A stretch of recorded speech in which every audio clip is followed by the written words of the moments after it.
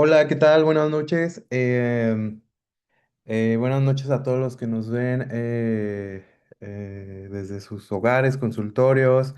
Eh, Les damos la bienvenida. Si nos pueden escribir de dónde nos visitan para saber en dónde se encuentran.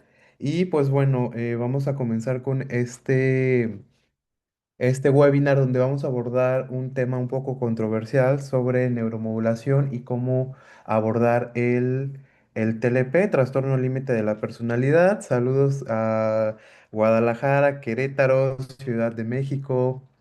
Y bueno, voy a dar una introducción.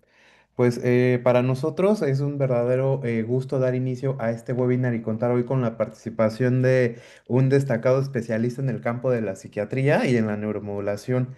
Hoy, esta noche, nos acompaña el doctor Julián Reyes, médico psiquiatra con una amplia experiencia clínica y académica en terapias de neuromodulación aplicadas a la salud mental y a la neurorehabilitación. El doctor Julián Reyes, a lo largo de su trayectoria, ha trabajado en el desarrollo e implementación de tratamientos innovadores, utilizando herramientas como estimulación magnética transcraneal, TDCS y otras técnicas no invasivas orientadas a mejorar la vida de los pacientes.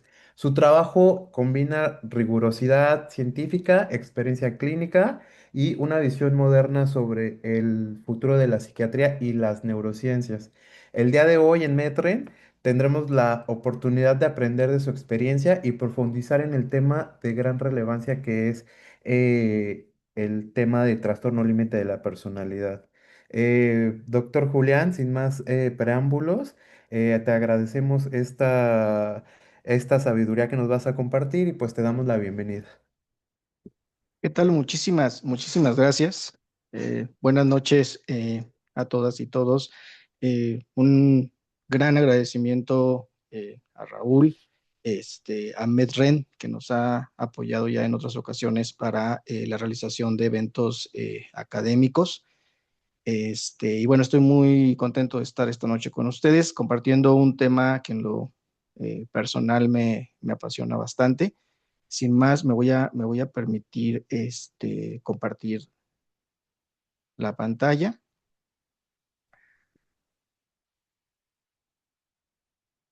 y bueno, pues vamos a comenzar con este tema que es en relación a las aplicaciones de neuromodulación en el trastorno límite de la personalidad.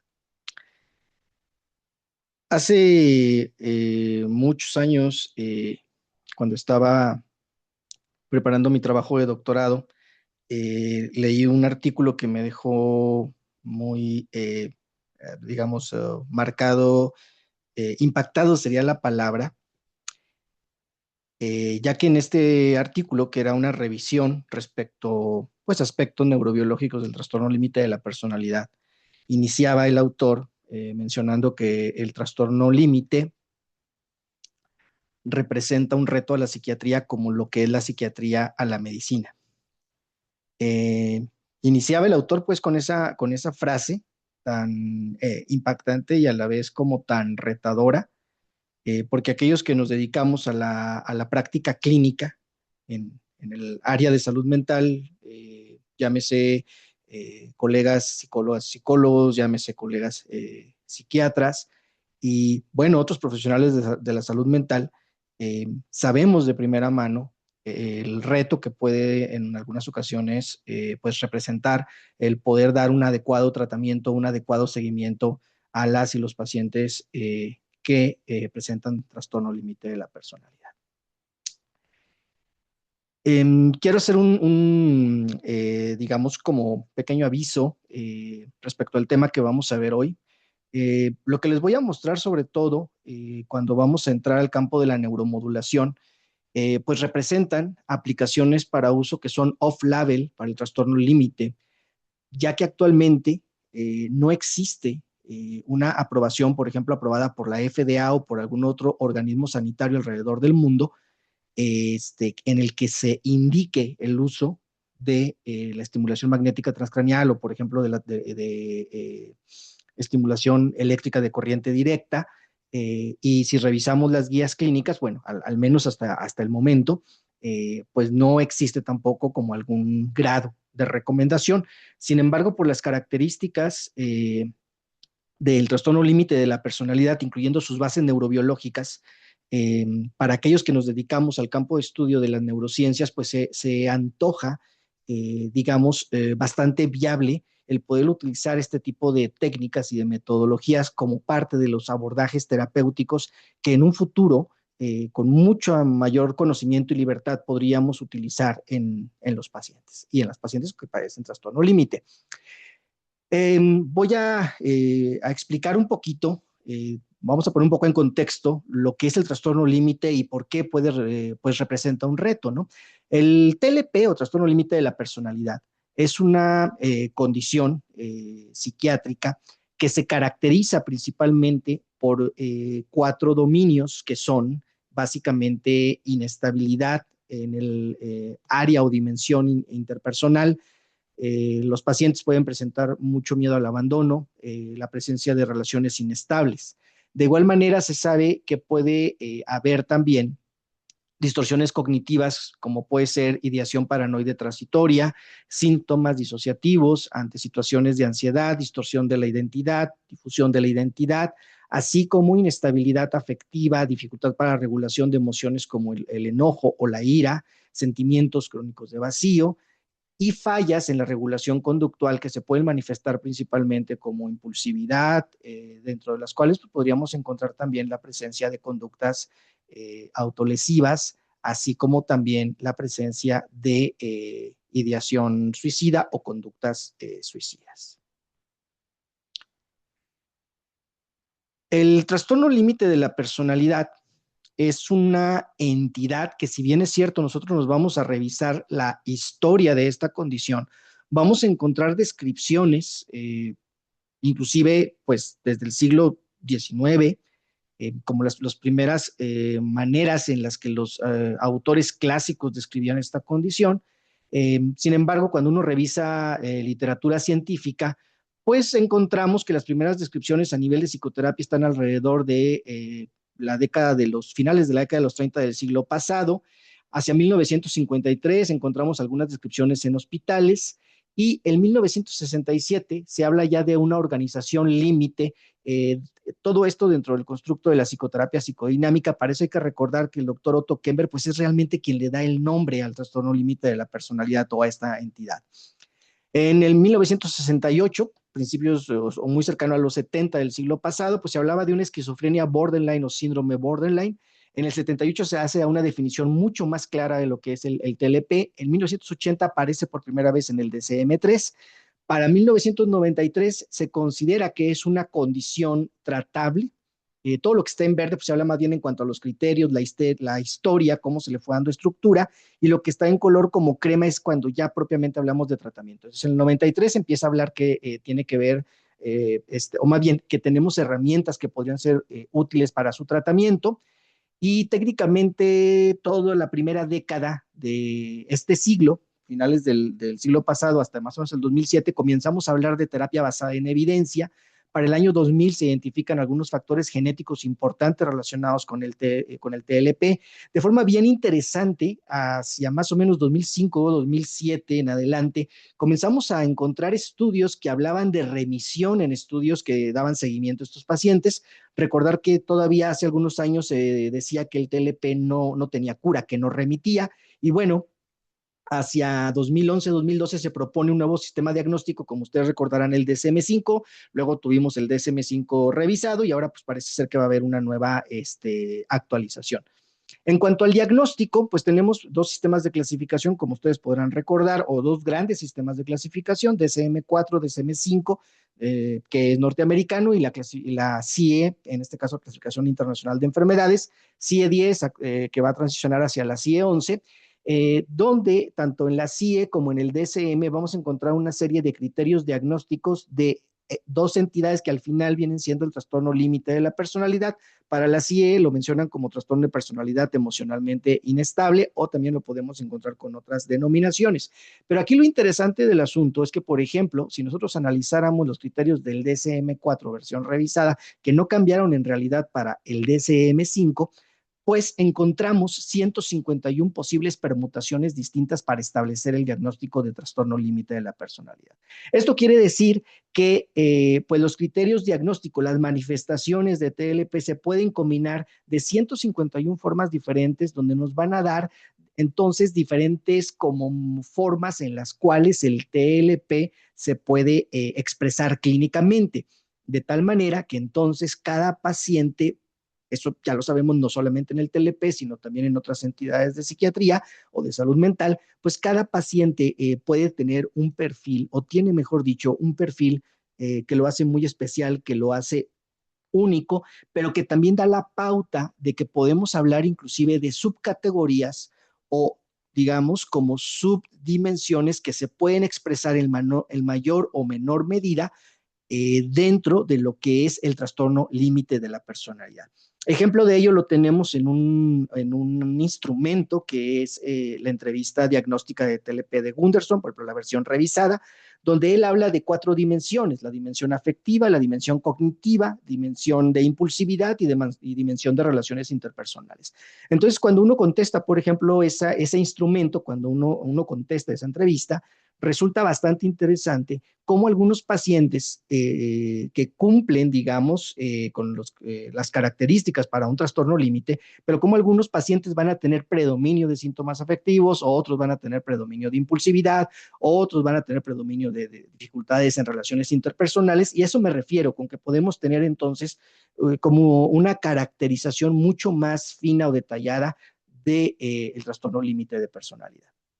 Un aspecto bien interesante del trastorno límite, pues es la epidemiología y sobre todo el costo cuando lo vemos como una condición de salud pública.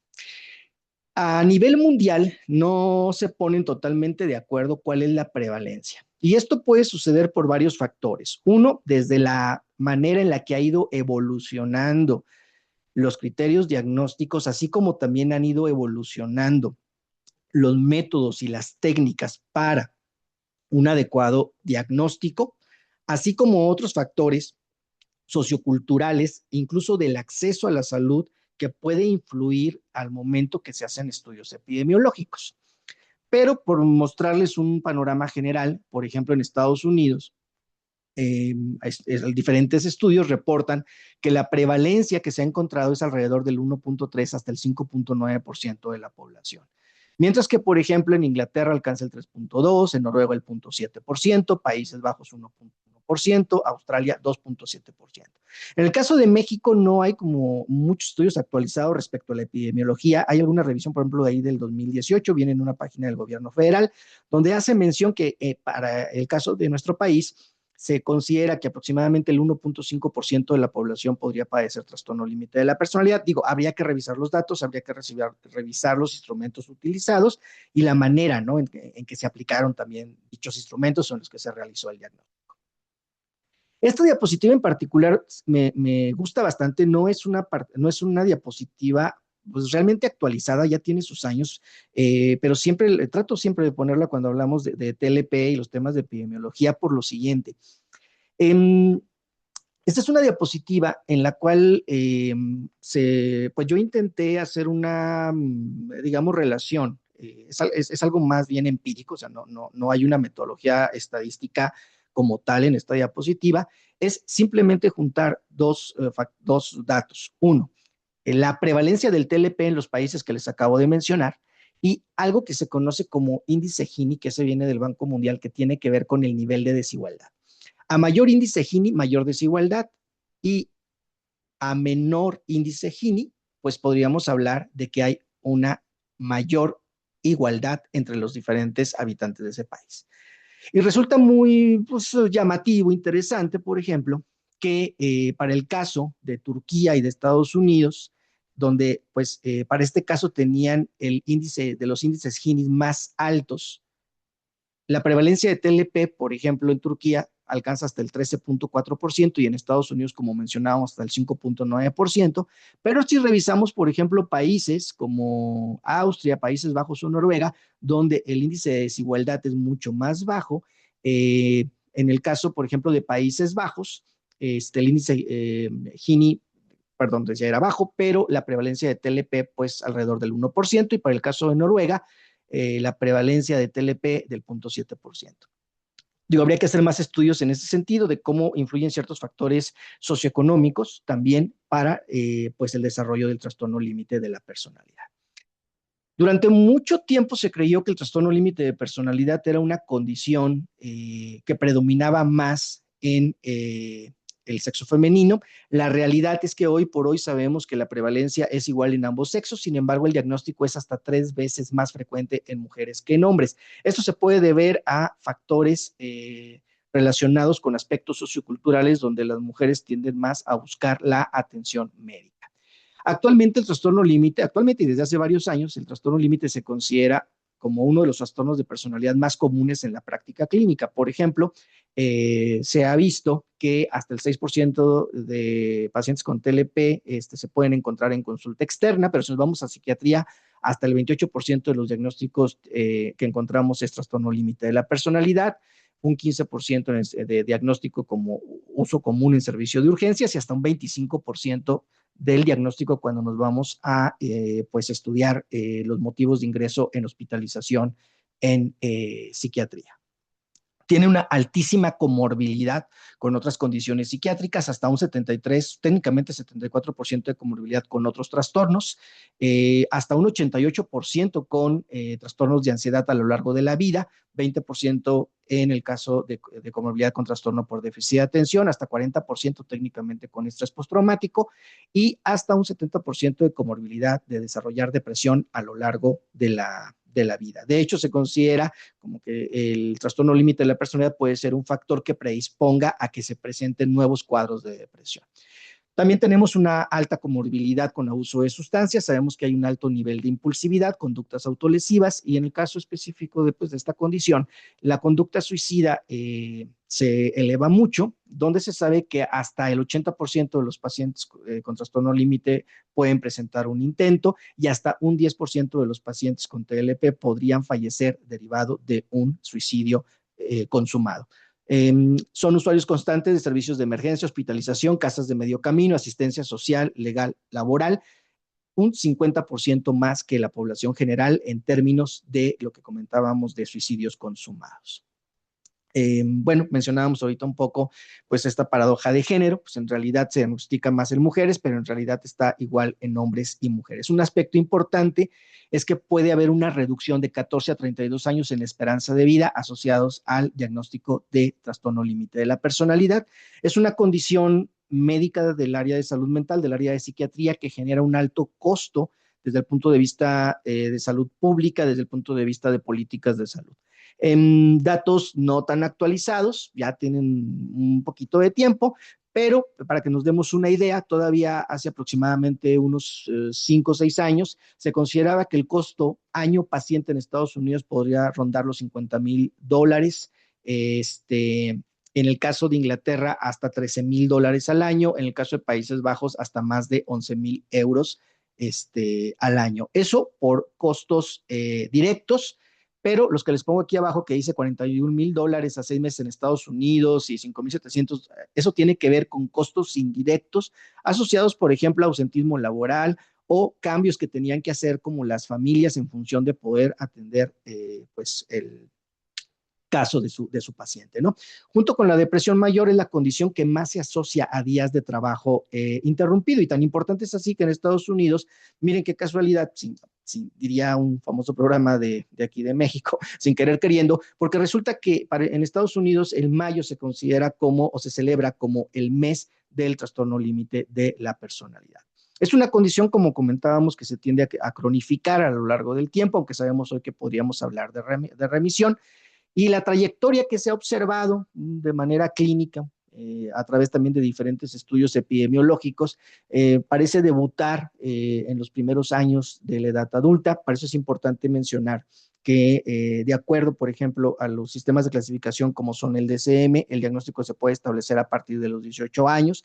Sin embargo, sabemos los que hacemos práctica clínica que, pues, digo, es muy frecuente que en adolescentes comencemos a observar algunas conductas que nos indican pues una gran como posible progresión o una alta probable progresión hacia lo que es un trastorno límite de la personalidad.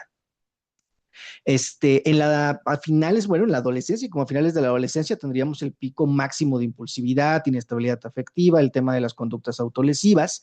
Ya hacia la adultez, pues pareciera como que pueden, en algunos casos, no siempre, ¿no? Como disminuir un poquito los síntomas agudos, pero se manifiesta mucho como miedo al abandono. Puede haber, esto creo que sí lo vemos bastante en la práctica, ¿no? Como estos ciclos de remisión y recaída, y obviamente, pues con un alto coste, pues, en cuanto a la demanda de atención. Y generalmente, pues desde hace muchos años se decía que a medida que va avanzando los pacientes con trastorno límite, conforme van entrando más hacia, digamos, una adultez madura, incluso pues hacia como una tercera edad, como que los síntomas tendían a disminuir y como a estabilizarse. Sin embargo, como yo les comentaba hace un rato, más o menos como 2005, 2007, pues ya comenzamos a hablar de remisión del trastorno límite de la personalidad. Esto sobre todo se basa en estudios donde han hecho seguimiento a lo largo de muchos años a los pacientes y pues básicamente van observando cómo ciertas manifestaciones clínicas se van atenuando. Por ahí algunos autores hablan de algunos criterios de remisión, que técnicamente sería como la ausencia de sintomatología que corresponda a TLP por un periodo de al menos 2 años para hablar entonces de una remisión. La etiología, pues, es todo un reto, ¿no? Porque es una condición que ha sido abordada y estudiada por diferentes campos de las ciencias médicas, eh, desde también, por ejemplo, la psicología, incluso desde la sociología, de tal manera que hoy por hoy y con el paso del tiempo vamos teniendo una imagen un poquitito tal vez más clara de cómo se desarrolla, cómo se va gestando y pues que al final esto nos lleva a las manifestaciones del trastorno límite. Hoy por hoy sabemos que es una combinación donde influyen factores genéticos, un papel súper importante de los eventos adversos en la infancia, y esto pues nos va a dar lugar también en la combinación con factores biológicos y factores psicosociales. Dentro de los factores biológicos pues tendríamos cambios estructurales, disfunciones neurobiológicas, disfunciones a nivel neuroquímico, inclusive de sistemas, en este caso neuroendocrinos, así como factores que pueden ser el nivel de funcionamiento de la persona, el ambiente donde está creciendo, ciertos rasgos de personalidad del ambiente o de las personas, mejor dicho, del ambiente donde conviven, y en conjunto todos estos factores pueden dar lugar ya a lo que es el trastorno límite de la personalidad, pues con estas 4 dimensiones que platicábamos al inicio de esta charla, ¿no? Por mencionar así de manera muy, muy, muy rápida, sabemos el papel tan importante que tiene la interacción entre genes y ambiente, el papel de tanto de la genética, pero también de la epigenética. Por ahí pues tenemos algunos genes y también pues algunas proteínas que resultan bastante interesantes cuando tratamos de explicar tanto la etiología como las manifestaciones del trastorno límite, entre ellas, por ejemplo, el factor de crecimiento neuronal, el BNDF.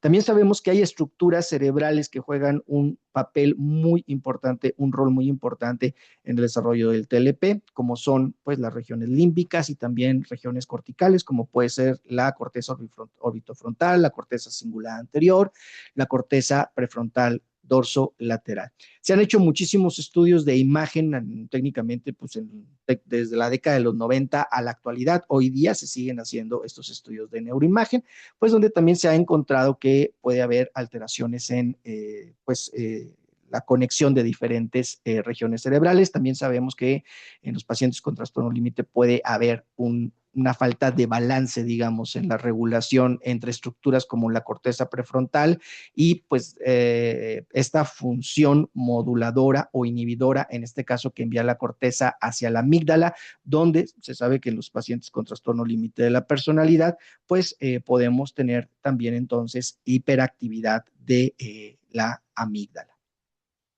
En esta diapositiva lo que les voy a tratar de mostrar son algunas estructuras que se ha visto que juegan un papel relevante en estas dimensiones o en estos como síntomas también del TLP, como puede ser, por ejemplo, el procesamiento afectivo y el procesamiento de dolor. Esto pues asociado obviamente al tema de las autolesiones.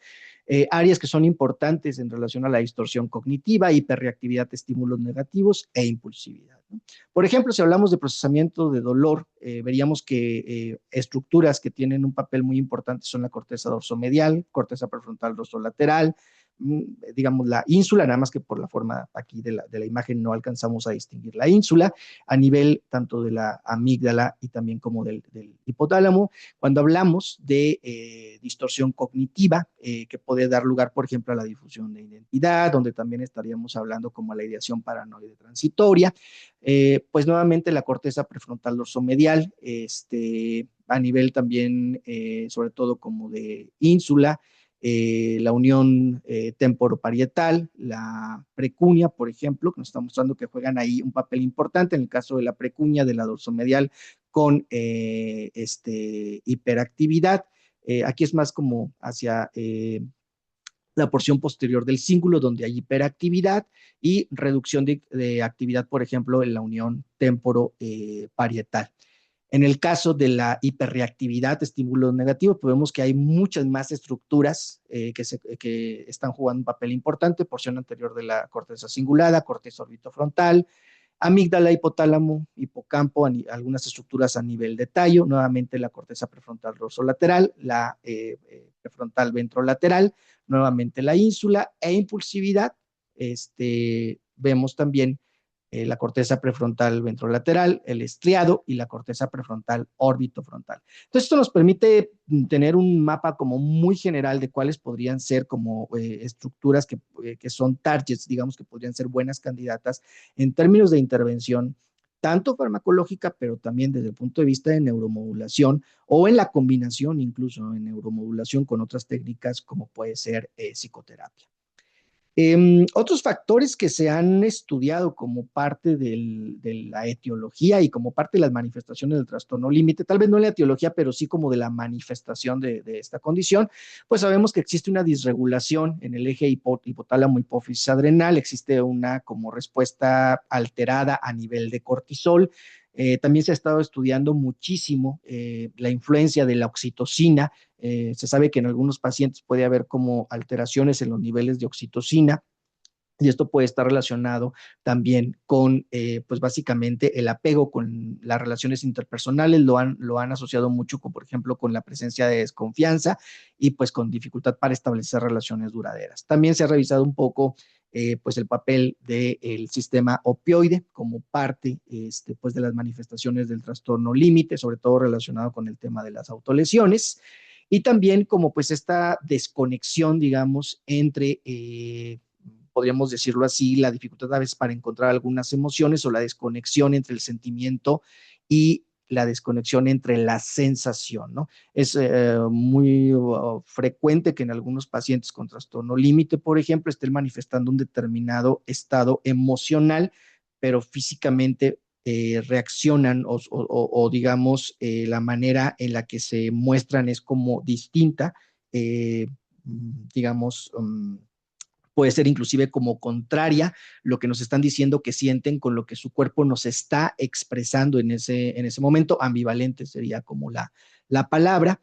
Entonces, como lo menciona acá, o sea, el paciente siente una tormenta física, pero muchas veces, y eso es muy común que nos digan los pacientes, no puede identificar claramente la emoción, o sea, se siente mal físicamente, pero no sabe realmente qué le está pasando, no identifica si es ansiedad, si es tristeza, si es miedo, si es enojo. Entonces, tratando de ver el iceberg del trastorno límite de personalidad, pues sabemos que tendríamos disfunciones endocrinas, disfunciones en el sistema de apego. Digamos, en la parte superficial del iceberg, pues serían las manifestaciones clínicas, lo que nosotros vemos en la consulta, pero a estas manifestaciones clínicas pues van a subyacer alteraciones como son déficits neuropsicológicos, como son flexibilidad cognitiva, obviamente alta impulsividad o fallas en función inhibitoria. Sabemos que existen déficit o, digamos, un funcionamiento distinto de la cognición social y de la teoría de la mente en los pacientes con trastorno límite, pero todo esto al final pues tiene una base neurobiológica. Claro que todo esto lo tenemos que englobar en un contexto socioafectivo y en un contexto también sociocultural. ¿Qué hay del tratamiento? Pues realmente los tratamientos no han cambiado mucho, tal vez en los últimos años. Tratamientos actuales, diferentes modalidades de psicoterapia, cognitivo-conductual, dialéctico-conductual, aceptación y compromiso, focalizada en la transferencia. Seguramente por ahí me faltará una, tal vez terapia de esquemas, pero son, digamos, como las generales que se llegan a utilizar, ¿no? En cuanto a los medicamentos, la farmacoterapia, bueno, si uno va a las guías clínicas del trastorno límite, la realidad es que, pues dicen, usemos de todo, ¿no? Antidepresivos, antipsicóticos, antiepilépticos, benzodiazepinas. Hoy por hoy no es como que las guías clínicas nos digan utiliza específicamente este medicamento. De hecho, me parece en la guía clínica del Reino Unido, la guía NICE, pues dice, ¿no? Que el uso de los fármacos es sobre todo para estabilizar síntomas en momentos de crisis, ¿no? Y la realidad es que el tamaño del efecto va de bajo a medio. Tanto las intervenciones de psicoterapia como farmacoterapia, cuando han realizado metaanálisis para conocer el tamaño del efecto de estas intervenciones, pues es un tamaño del efecto bajo a medio. Este es un metaanálisis que ya tiene un poquitito de tiempo. Este, y lo que encontramos en este metaanálisis, y me gustó mucho porque pone diferentes modalidades de psicoterapia. Yo aquí les puse una estrellita para las que son de corrientes de psicodinámica y las que son, digamos, como de corriente cognitivo-conductual, en este caso dialéctico-conductual. Y cuando juntamos todas las de orientación o corriente psicodinámica, pues el tamaño del efecto es de punto, una G de Higgs de 0.41, las de dialéctico conductual de 0.34 y globalmente si juntamos todas las modalidades de psicoterapia, pues la G de Higgs es de 0.35, o sea, realmente un tamaño del efecto bajo. Entonces, en función de todo ello, ya hace algunos años, me atrevería a decir tal vez, pues, unos 15 años, 12, 15 años, aparece, ¿no? La idea de que tal vez las aproximaciones con neuromodulación, inicialmente, porque era lo que más se estaba estudiando, la estimulación magnética transcranial, pues podría ser tal vez un abordaje terapéutico coadyuvante, digamos, a lo que ya se estaba haciendo con pacientes que presentaban trastorno límite de la personalidad. Para eso voy a darles antes una muy, muy breve introducción, antes de hablar de estimulación magnética transcranial o de estimulación eléctrica de corriente directa, pues tenemos que saber que estas son dos técnicas que entran dentro del campo de la neuromodulación. Vamos a encontrar diferentes definiciones de lo que viene siendo neuromodulación. Existen distintas instituciones reguladoras alrededor del mundo, cada una tiene como su definición, pero todas a su vez más o menos coinciden. Podríamos decir que la neuromodulación pues, es el campo de la ciencia de la medicina, la bioingeniería, que abarca el uso de tecnologías tanto implantables como no implantables, eléctricas o químicas, para mejorar la calidad de la vida humana. Una definición un poquito más extensa, pues es la alteración de la actividad nerviosa a través del uso de agentes que pueden ser eléctricos, electromagnéticos, químicos, optogenéticos, dirigidos a dianas específicas del sistema nervioso central o periférico, con la finalidad de modular, es decir, normalizar la función nerviosa patológica. Para eso hay que también tomar en cuenta que estas definiciones de neuromodulación vienen también desde el uso de técnicas de neuromodulación para manejo de dolor, que es un campo más hacia la neurocirugía o neurología. Hoy por hoy podríamos dividir a la neuromodulación en dos grandes campos, que son la neuromodulación invasiva y la neuromodulación no invasiva, donde encontramos aplicaciones independientemente de su exploración desde el punto de vista de ensayos clínicos o de investigación básica. Si lo queremos llevar ya a la clínica, a la práctica, digamos, cotidiana, pues tendríamos de inicio como tres grandes esferas de las técnicas de neuromodulación, que son básicamente neurología, psiquiatría y en el área de rehabilitación. Nakamura en el 2012 nos da una pues definición y también como clasificación muy interesante de la neuromodulación, él la divide en una neuromodulación que es endógena, es decir, que es invasiva, que no depende de estímulos físicos o químicos externos. Por ejemplo, estimuladores cerebrales profundos sería una forma de neuromodulación endógena. Exógena altamente invasiva, que aquí pues básicamente hablaríamos de la terapia electroconvulsiva, y la exógena y mínimamente invasiva, que dice no requiere la inducción de convulsiones ni procedimientos quirúrgicos, donde entonces estaríamos hablando de técnicas propiamente como la estimulación magnética transcranial o la estimulación eléctrica de corriente directa. En este diagrama, pues les muestro como esa división entre las técnicas que son altamente invasivas, mínimamente invasivas, y aquí tendríamos, bueno, aquí se invirtió, ¿no? Porque endógeno pues, sería hacia este lado, y dentro de las mínimamente invasivas, que son las que nos interesan, pues tendríamos la estimulación magnética transcranial, lo que se le conoce como estimulación magnética transcranial profunda, no confundir con la estimulación cerebral profunda, porque en esa se colocan electrodos, o por ejemplo, cuando se requería implantar algún electrodo para estimulación del nervio vago, pues también tendríamos, ¿no? Lo que es la terapia electroconvulsiva o la terapia magnetoconvulsiva, y regresando nuevamente a las mínimamente invasivas, tendríamos, por ejemplo, la estimulación eléctrica transcranial. Otras formas de estimulación que son mínimamente invasivas, pero que no requieren de ningún, obviamente, acceso al sistema nervioso, serían otras como puede ser el neurofeedback. Para Nakamura incluye también el concepto de la psicoterapia, el ejercicio, actividades como el yoga, y él hace una mención bien interesante ahí respecto también al efecto placebo, ¿no? Bien, ahora, cuando hablamos de estimulación magnética transcranial y nosotros buscamos entonces una definición de esta técnica, pues hablaríamos de una técnica de neuromodulación que es no invasiva, con un alto perfil de seguridad y con un bajo nivel de molestia para quien es paciente o usuario de esta técnica.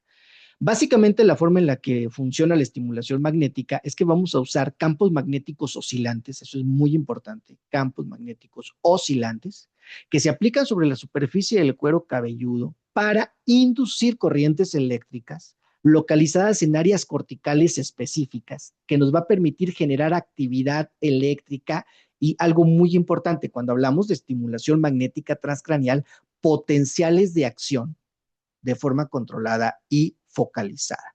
Para eso utilizamos un dispositivo médico altamente especializado que incorpora una bobina de inducción y cuya geometría puede modificarse con la finalidad de optimizar ya sea la focalización de esos campos magnéticos o la eficacia de la estimulación aplicada. ¿Qué hace la estimulación magnética entonces? Bueno, aquí tendríamos un modelo de una bobina en 8, que son de las bobinas más utilizadas o más comúnmente utilizadas.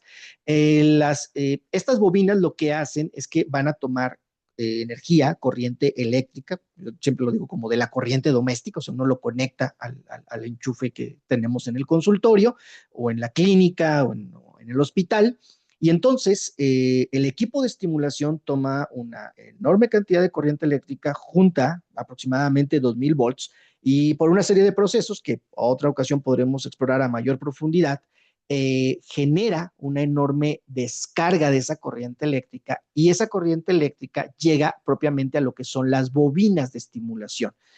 Hay un principio que es la ley de inducción electromagnética de Faraday, que nos dice que si nosotros tenemos una bobina, que una bobina básicamente es un alambre de cobre enrollado sobre sí mismo, que es lo que ustedes pueden observar a su derecha, que es pues básicamente si abrimos una bobina de estimulación, aquí observamos los alambres de cobre que están formando la bobina. Bueno, cuando esos alambres de cobre hacemos correr corriente eléctrica en esa bobina, entonces vamos a generar un campo magnético. Ese campo magnético en el diagrama está indicado con las líneas punteadas, y ese campo magnético va a viajar, va a difundir en el espacio. Y cuando ese campo magnético es lo suficientemente potente, que en este caso estarían estas líneas marcadas que les estoy señalando en la diapositiva, al entrar en contacto ese campo magnético con un conductor, ese conductor va a generar o se va a cargar eléctricamente. En el caso de nuestro cuerpo, o en el caso, no solamente de nuestro cuerpo, sino de otros organismos, la estructura orgánica o el sistema orgánico que por excelencia conduce corriente eléctrica es pues precisamente el sistema nervioso, porque el sistema nervioso funciona en base a una comunicación electroquímica, porque recordar que nuestras neuronas generan potenciales de acción y luego esos potenciales de acción generan la liberación de neurotransmisores.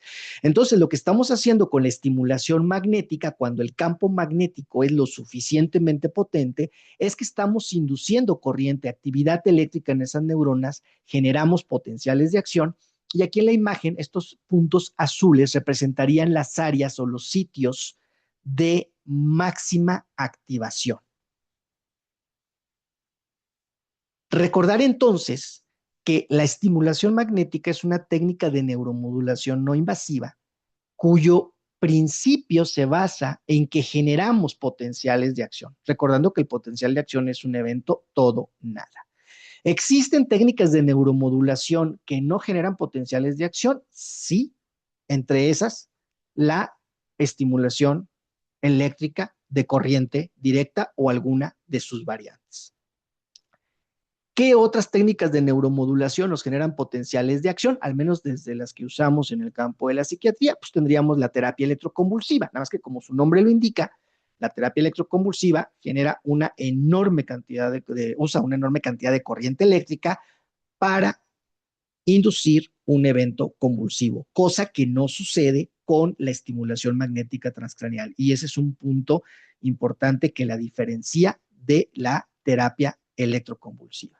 Entonces, haciendo un micro resumen, recordar, tenemos la estimulación magnética transcranial, que sería una técnica de neuromodulación no invasiva que genera potenciales de acción, es decir, inducimos actividad eléctrica en las neuronas a través de él o los pulsos magnéticos que nosotros utilizamos en esta técnica, y tenemos otras técnicas que son subumbrales, o sea, que no generan potenciales de acción, entre las cuales tendríamos la estimulación eléctrica transcranial.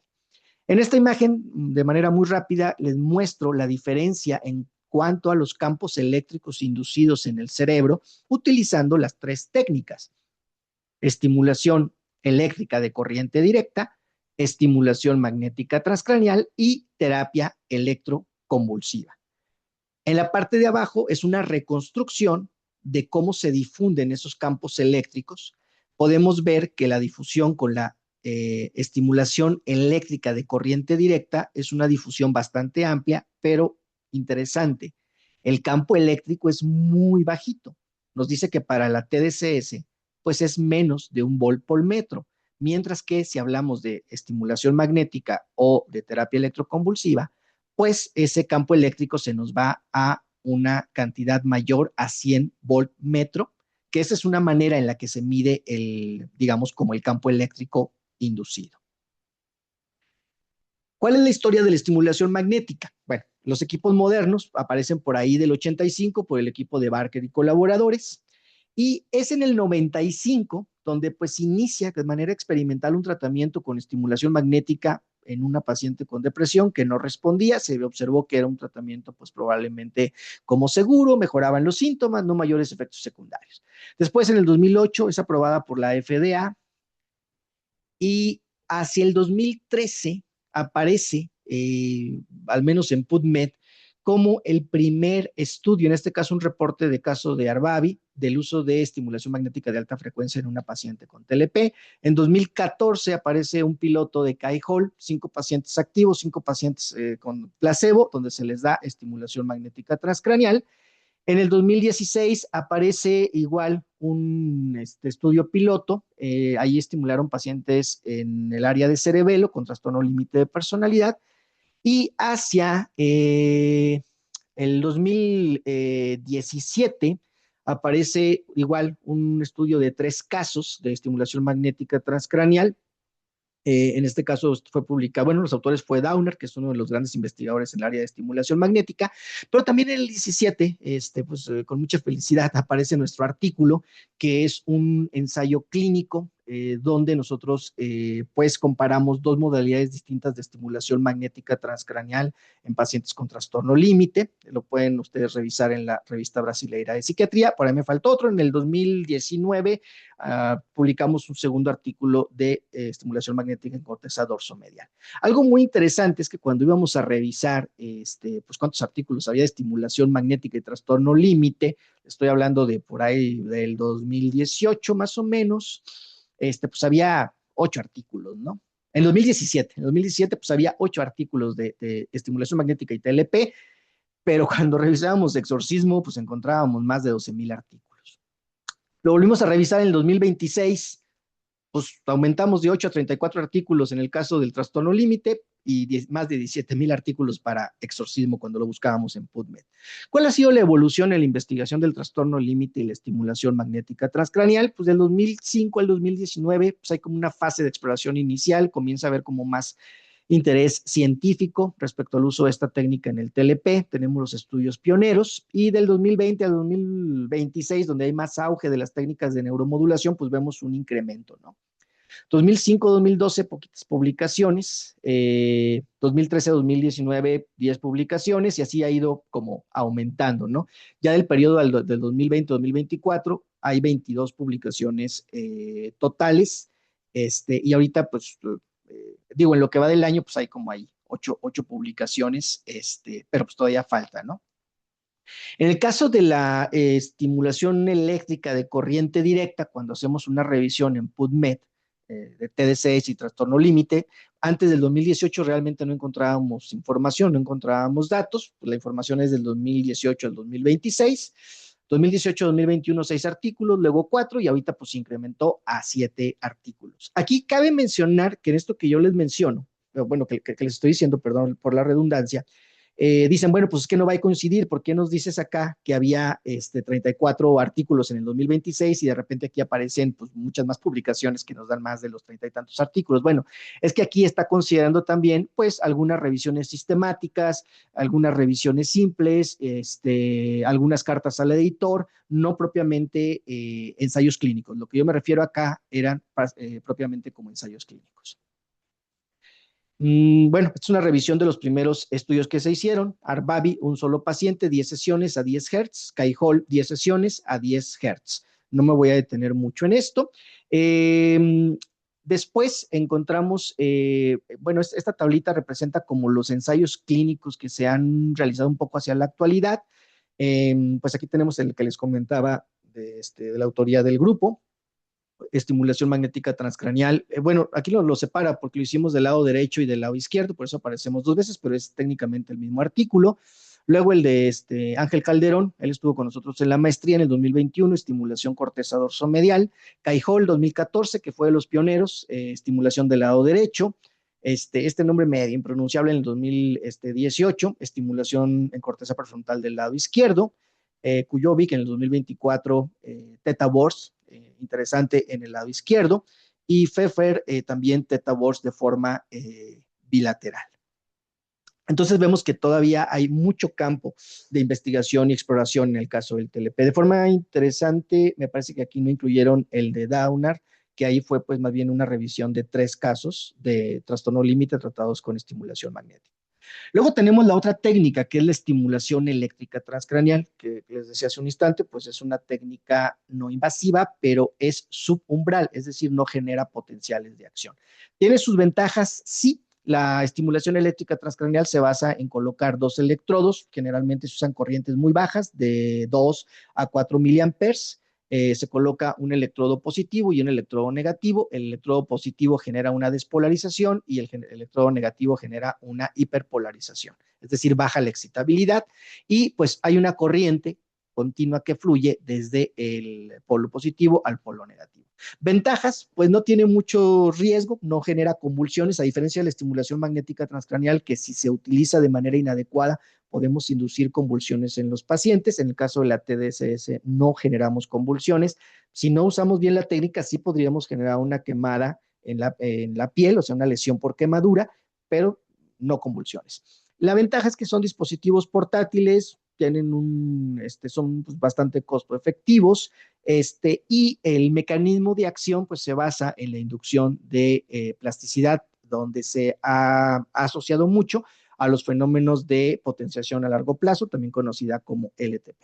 Efectos adversos en el caso de la estimulación eléctrica de corriente directa: se siente hormigueo, puede haber un poquito de cefalea, sensación como de picor o comezón.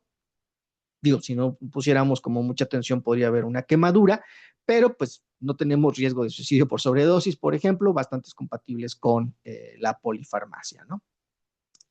Ahora, lo que les voy a mostrar es un metaanálisis, es lo que tenemos como manera más reciente, es un metaanálisis hecho por un autor llamado Mansur, donde incluye, pues después de todos estos años, él logró meter 5 ensayos clínicos controlados, fueron 103 pacientes con un diagnóstico confirmado, asumimos bien hecho de trastorno límite, donde compara estimulación magnética transcraneal, diferentes modalidades, 1, 5, 20 Hz, estimulación eléctrica de corriente directa a 2 miliamperes y pues obviamente contra CHAM.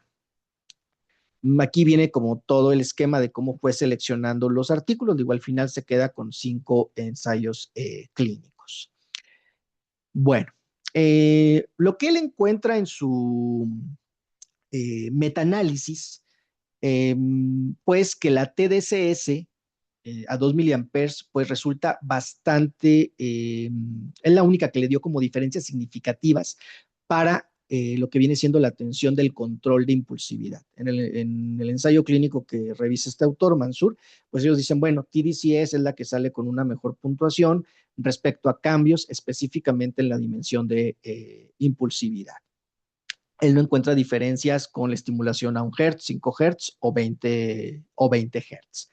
Pero cuando hablamos, y aquí va por dominios: dominio 1, impulsividad; segundo dominio, lo que les platicaba hace un ratito, pues hay pacientes que tienen a lo mejor predominio más de síntomas depresivos, no son tan impulsivos, hay no tanta inestabilidad en relaciones interpersonales, entonces nos va dando como al final una caracterización o como una, si me permiten la palabra, como una subclasificación, ¿no?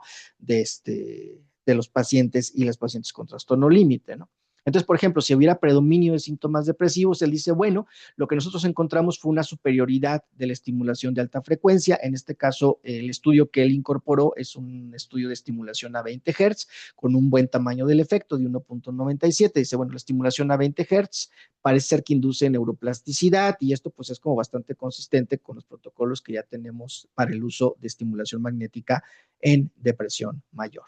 En el caso de la ansiedad, ahí encuentra un dato interesante, dice, híjole, si bien es cierto, no encontramos diferencias significativas, el tamaño del efecto obtenido por la estimulación magnética 5 Hz sobre corteza prefrontal dorsolateral izquierda es bastante alto. Él encuentra un tamaño del efecto de 12.29, seguido del uso de la estimulación eléctrica de corriente directa con un tamaño del efecto de 11.81. Pero resulta que él encuentra que la estimulación, o haciendo el análisis más a profundidad, él encuentra que la estimulación a 1 Hz pues también puede resultar útil, sobre todo en ciertas dimensiones. Y esto se debe a que dentro de los ensayos que incluye Mansur en su metaanálisis, pues está el que les comentaba del 2017, y lo que nosotros hicimos en ese estudio no fue solamente ver si los pacientes mejoraban o no, sino qué tanto mejoraban al comparar 1 y 5 Hz en cada uno de los 9 dominios para el diagnóstico de TLP de acuerdo al DSM en ese momento 4, versión revisada. Para eso existe una escala que se llama impresión clínica global de TLP, que técnicamente son los 9 criterios y uno va identificando qué tanto mejora o empeora o se mantiene igual en cada uno de esos dominios. En el caso de la estimulación a 1 Hz sobre el lado derecho, se observa que tiene beneficios específicamente en síntomas como miedo al abandono, en el manejo de ira, irritabilidad, ideación suicida y sensación de vacío. Un punto importante también es que en el caso de la ideación paranoide transitoria, la estimulación a 1 Hz pues mostró un tamaño del efecto bastante grande de 3.11, aunque pues técnicamente la de 5 Hz fue la que salió significativa. Entonces pues tendríamos en realidad como también dos posibilidades, digamos, en un momento dado de abordar, si hablamos específicamente de la dimensión de impulsividad, de abordar pues esta molestia, este síntoma. Por un lado tendríamos la estimulación eléctrica de corriente directa o la estimulación a un Hertz inhibitoria. Cada una de las técnicas, pues en realidad está como asociada a, bueno, más que asociada, se sabe que el efecto puede subyacer, pues obviamente a los efectos neurobiológicos de cada una de estas técnicas. En el caso de la estimulación de corriente directa, se sugiere que facilita la regulación top-down. Esto ayuda a mejorar el funcionamiento frontal, pero sucede que en el caso de la estimulación magnética transcranial, cuando hablamos de la estimulación a un Hertz, eh, nosotros observamos cuando se publicó el estudio que había una reducción en la dimensión de impulsividad en las pacientes y la explicación que nosotros pudimos encontrar basado en otros artículos publicados previamente era que al estimular a un Hertz la corteza prefrontal ayudábamos como a mejorar la modulación desde la corteza prefrontal dorsolateral, en este caso derecha, hacia la amígdala, de tal forma que al estimular a un Hertz, aunque de inicio podríamos decir, bueno, es inhibitorio, en la medida que avanzaban las sesiones, un poquito la conclusión, porque a ver, esto es totalmente una inferencia y regreso a lo que comenté al principio, recordar que esto pues son pues totalmente off-label, yo les estoy hablando de ensayos clínicos controlados, no hay como tal hoy por hoy pues una guía clínica que diga debes usar esto o lo otro, pero a lo que nosotros atribuimos ese efecto que observamos de reducción de la impulsividad al utilizar un Hertz en corteza prefrontal dorsolateral derecha era que mejorábamos la manera en que esta estructura podía enviar señales modulatorias porque existe una vía que va desde la corteza frontal hacia la amígdala y por lo tanto reducir, digamos, como este estado hiperactivo de la amígdala. Ya casi para finalizar, pues entonces tendríamos una jerarquía de eficacia basados en este metaanálisis de Mansur, donde dice, bueno, si tienes depresión, a lo mejor podríamos, o sea, déjenme replantear esto más bien, si predominan los síntomas de características depresivas en la o el paciente, pues a lo mejor estaríamos considerando el uso de alta frecuencia, ¿no? Seguido de la estimulación eléctrica de corriente directa y al final estimulación a un hercio. Si habláramos de predominio de síntomas de ansiedad, a lo mejor elegimos más la estimulación magnética 5 Hz sobre corteza prefrontal dorsolateral izquierda. Y en el caso de la impulsividad, y eso es porque le salió con los cambios significativos, pues a lo mejor estaríamos eligiendo principalmente la estimulación eléctrica de corriente directa. Entonces esto nos lleva como a un matriz de decisión clínica. Si tenemos impulsividad y descontrol, pues a lo mejor utilizaríamos TDS, depresión comórbida, pues utilizaríamos estimulación de alta frecuencia, no necesariamente 20 Hz. Ansiedad, podríamos elegir, ¿no? Entre estimulación a 5 Hz o TDS, pero si tenemos otro tipo como de predominio de otras molestias, como puede ser mucha dificultad para manejar la ira o como miedo al abandono, pues a lo mejor utilizaríamos estimulación de baja frecuencia, estimulación magnética transcranial de baja frecuencia sobre corteza prefrontal del lado derecho. Lo que él encontró también al explorar pues, todos estos 5 ensayos clínicos con más de ciento y tantos pacientes, pues no encontró ningún evento adverso grave, no hubo ningún dato de convulsiones. Entre los efectos secundarios fueron transitorios y leves. En el caso de la TDC es hormigueo, picor. En el caso de la estimulación magnética, lo que ya sabemos, un poquito de dolor de cabeza, molestia local, sobre todo en el sitio de aplicación.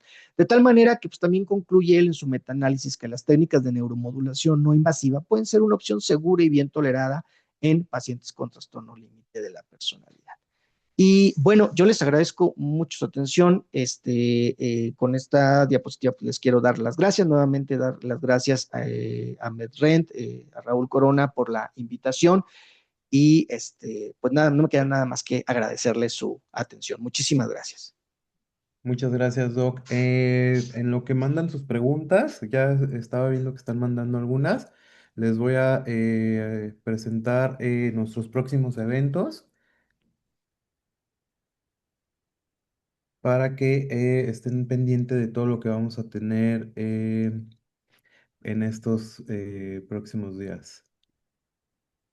Bueno, pues primero que nada les hago la invitación a que nos sigan en nuestro canal de YouTube, donde estamos subiendo todos nuestros webinars y todo lo que hacemos referente a neuromodulación y todo lo que manejamos en MedRent. También les hacemos la invitación a que adquieran este libro que es un manual de neurorehabilitación en donde hay dos capítulos donde abordan el tema de la estimulación magnética transcranial con el tema de la neurorehabilitación. Si escanean el código QR, tienen un precio especial que solamente es para los que estén escaneen el código aquí mediante el webinar. Ahí está el código QR. Tenemos participación de el doctor Ángel Alberto Ruiz Show y la maestra Jimena Figueroa de Rehabilitación y Fisioterapia de la NAHUAC. Y el libro pues es de autoría del doctor Paulo Orquera Miranda, que se enfoca en la neurorehabilitación con estimulación magnética transcranial. También les comentamos que del 3 al 6 de junio vamos a estar en el Congreso de la Asociación de Médicos Egresados del Instituto Nacional de Neurología y Neurocirugía Manuel Velasco Suárez. Vamos a estar presentes con el módulo el stand de neuromodulación. También les menciono que vamos a tener en junio, vamos a tener nuestro primer webinar internacional con el doctor Shahin Hamdi. Él es un neurogastroenterólogo que aborda la estimulación magnética y eléctrica en el tema de disfagia. Este webinar es totalmente gratuito y va a tener aval de la Sociedad Latinoamericana de Disfagia. Para que estén pendientes, va a ser en el mes de junio. También les presento las tecnologías que manejamos, estimulación por corriente directa. Nuestra marca es Neuroelectrics. Tenemos Cofepris, es bien importante. También tenemos nuestra estimulación magnética transcranial, donde la tecnología es bifásica, entonces podemos hacer repetitiva y Theta Burst. También tenemos nuestro software de rehabilitación cognitiva que combinado con la neuromodulación pues nos ayuda a generar una mejor neuroplasticidad y trabajamos el área cognitiva del paciente. Le damos doble entrada cuando implementamos este tipo de tratamientos. También tenemos nuestro estimulador vagal no invasivo que nos funciona para temas psiquiátricos, neurológicos y de rehabilitación motora. Y bueno, también si ustedes quieren información, si quieren agendar una demo, si quieren ponerse en contacto con nosotros, les dejo mi QR, mi número de contacto y mi correo electrónico para que se puedan poner en contacto con nosotros y con mucho gusto yo les atiendo personalmente. Y bueno, pues vamos a pasar a la parte de preguntas en donde vamos a ver cuáles fueron las preguntas. Dejar de compartir, listo. Ok, vamos a ver. Tenemos aquí la primerita, pero la primera pregunta que nos mandaron, doctor Julián, es si el TLP entra en la neurodivergencia. Mm, es una pregunta como muy interesante, porque ahorita eh, como que se comenzó a utilizar el concepto de neurodivergencia y de repente ya están entrando muchísimas cosas como tal, ¿no? En neurodivergencia.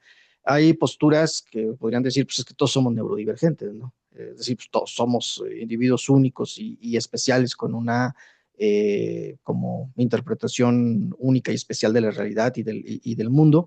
Hay otras posturas que dicen, no, a ver, cuando hablamos de neurodivergencia, hablamos de ciertos cambios, a veces muy sutiles, en el funcionamiento del sistema nervioso e inclusive como a nivel estructural. En términos estrictos, cuando hablamos de neurodivergencia, hoy por hoy pues hablamos más bien dentro del espectro autista, pues, donde sabemos que integraron también síndrome de Asperger. Entraría tal vez el trastorno por déficit de atención, pero propiamente en cuanto al trastorno límite de la persona, yo creo que no podemos tener hoy por hoy una respuesta clara. Creo que falta más investigación, entender muy bien el constructo de neurodivergencia, pues para poder dar una mayor claridad a esta pregunta, digamos, ¿no? Ok, muchas gracias, Doc. También me preguntan, y esto lo preguntaron varias personas, ¿qué parte de la corteza estimulas? Es decir, ¿cuál es el montaje? Ya. Bueno, cuando va a depender mucho, en realidad, como de la sintomatología de lo que queremos abordar. Un punto importante, creo, al menos en estimulación magnética transcraneal, es que muchas veces, aunque tenemos aprobaciones, por ejemplo, depresión por parte de la FDA, dolor, por ejemplo, en Europa, eh, es frecuente que en condiciones que son off-label, hablando específicamente del trastorno límite, más que tratar una condición, muchas veces nos enfocamos en abordar una molestia o un síntoma. ¿A qué me refiero? Si lo que está predominando en el paciente son síntomas de características depresivas, pues nos vamos a ir a abordar áreas que están relacionadas o que sabemos que son útiles en el tratamiento de la depresión. Si lo que estamos observando es predominio de síntomas de ansiedad, pues entonces nos iríamos a abordar áreas que sabemos que pueden ser útiles para el tratamiento de síntomas de ansiedad o en este caso, por ejemplo, como de impulsividad. Entonces, no hay como un área específica. Nuevamente repito, hablando del TLP, yo creo que cada caso tiene que ser revisado de manera muy minuciosa y de forma individual. Muchísimas gracias. Entonces, podríamos decir que dependiendo del paciente, pues es el abordaje. Me comentaba un psiquiatra que pues el TLP viene siendo una cajita de Pandora en donde hay varias comorbilidades y entonces dependiendo del paciente, pues predomina más algún trastorno que otro. Eh, Efectivamente. Justo para eso, pues tenemos la neuromodulación, pues tiene protocolos para cada trastorno que predomine y se puede abordar al paciente. Perfecto. Pues bueno, Doc, les comento a todos que esta sesión se está grabando y la vamos a subir en el canal de YouTube. Ya pasamos del tiempo. Yo te agradezco muchísimo, Doc. Te agradezco la información que nos compartes. También le agradezco a todos los asistentes al webinar. Y pues no dejen de seguirnos. Y pues les recuerdo mi nombre, Raúl Corona de Metren, de Neuromodulación. Y pues muchísimas gracias y Gracias. buenas noches, que descansen. Muchas gracias. Buenas noches a todos.